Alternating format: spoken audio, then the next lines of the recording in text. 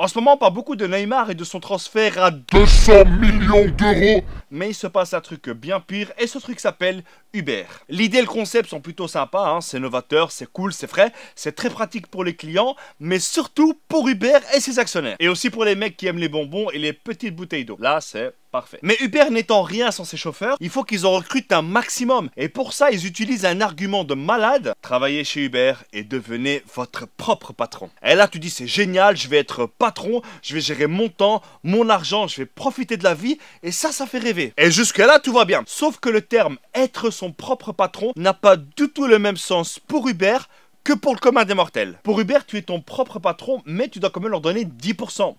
Non, pardon, 20%.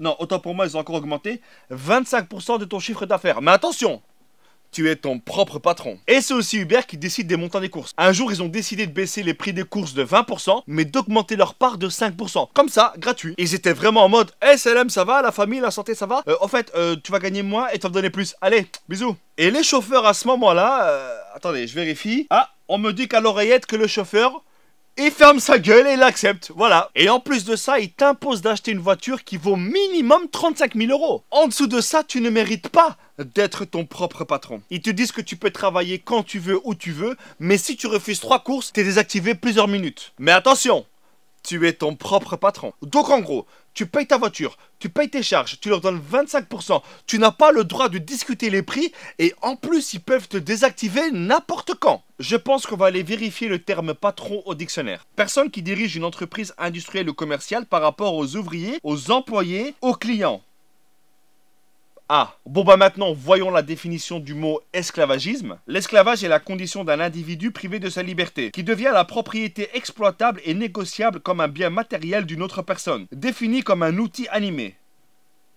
Ah, ça ressemble quand même un peu à... Bon, ah, voilà. Bon, et contrairement à ce qu'on peut croire, hein, c'est pas parce que t'es avec une grosse voiture, une chemise et une cravate que tu gagnes beaucoup d'argent. Non, parce qu'il y a beaucoup de frais. Et pour être plus clair, je vais vous donner les vrais chiffres d'un ami à moi qui est chauffeur Uber. Mon ami a préféré garder son anonymat, donc on ne va pas donner son nom, sinon Rachid va m'en vouloir. Par jour, un chauffeur Uber gagne en moyenne 170 euros. Et là, t'es en train de te dire, attends. 170 euros fois 30 jours, ça fait 5000 euros par mois. Allô Porsche, je vous prends tout. Calme-toi. Donc 170 euros pour une journée quand même de 13 heures. Tu dois donner 42,50 euros à Uber, 20 euros pour le crédit de ta voiture, 20 euros pour l'essence, 20 euros pour les taxes et 3 euros pour le pressing. Comme ça, t'es toujours impeccable. Et à la fin de tout ça, pour une journée de 13 heures, il te reste 60 euros, soit 4,50 € de l'heure. Et 4,50 € de l'heure, c'est ce qu'on paye en Chine. Et évidemment, tout ça, si tu ne fais jamais d'accident. Et si par malheur ça t'arrive, tu vas te nourrir de bonbons et de bouteilles d'eau pendant un bon moment. Il y a un truc super sympathique que Uber aime cacher, c'est la TVA. Si tu gagnes 100 euros et que tu donnes 25 euros à Uber, logiquement, tu vas payer une TVA sur les 75 euros qui restent. Eh ben non, elle est là la magie d'Uber. La TVA, tu la payes sur les 100 euros. Ça veut dire que les petits chauffeurs qui essaient de s'en sortir payent la TVA d'une multinationale qui vaut des milliards. Ils sont quand même vachement forts, Uber.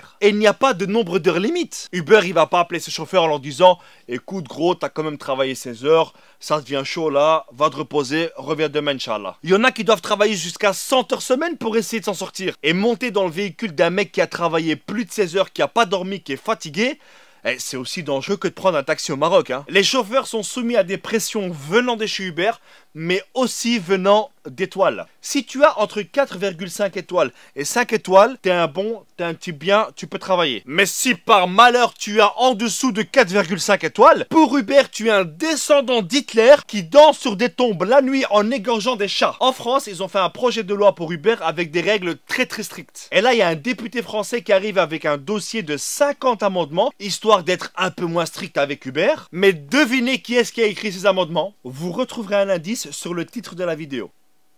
Ouais, c'est complètement dingue, hein. Donc c'est Uber qui a écrit ça. Le député, il a copié les amendements d'Uber à la virgule près et ils ont fait voter cette loi. Ça, c'est au-dessus de la force, hein. Là, c'est au-dessus même de Chuck Norris. Il y a 3-4 ans, il y a la ministre des Transports qui a dit à Uber qu'il fallait arrêter ses conneries et respecter les règles. Et là, t'as la vice-présidente du Parlement européen qui dit à la ministre bruxelloise: oh, arrête tes conneries, Uber c'est l'évolution numérique, c'est franchement bien, laissez tranquille. Et 2 ans plus tard, devinez qui travaille chez Uber? La vice-présidente du Parlement européen. Quand je vous dis qu'Uber est très fort, il est très fort. Pareil pour l'ancien conseiller du ministre des Transports en France. Pendant les attentats de Paris, quand Uber y multipliait ses courses par 5, ouais, parce qu'ils en ont rien à foutre, eh ben là, t'as le Grégoire qui a dit que franchement, Uber, ça pue la merde, hein. Et devinez qui était devenu le porte-parole d'Uber en France? Et Uber doit arrêter avec son argument qui dit qu'il crée du travail, qu'il crée de l'emploi. Déjà, créer un emploi, c'est créer un cadre avec une garantie de rémunération, garantir la sécurité sociale. Ils sont juste en train de créer une armée d'endettés qui roulent avec des grosses bagnoles. On est en train de perdre 100 ans de lutte sociale, là. Uber et l'ubérisation en général tuent le salariat, tuent la sécurité sociale, tuent le principe même de la collectivité. Et un jour, on verra des médecins sur Uber qui attendent que quelqu'un fasse un infarctus. Donc, je souhaite beaucoup de courage aux chauffeurs Uber qui veulent simplement s'en sortir et qui sont aussi au même titre que les taxis victimes dans cette histoire. Et aussi bon courage aux chauffeurs de taxi qui ont dû payer une grosse licence, qui sont soumis à des règles très strictes, qui se font retirer le pain de la bouche par une entreprise qui est illégale dans énormément de pays. Donc les amis, je vous invite vraiment à partager cette vidéo. Il faut qu'un maximum de personnes se rendent compte de ce qu'est en train de faire Uber. Il est tout simplement en train de détruire notre société. Et je terminerai cette vidéo avec un proverbe que me dit toujours ma maman, qui paye ses dettes s'enrichit.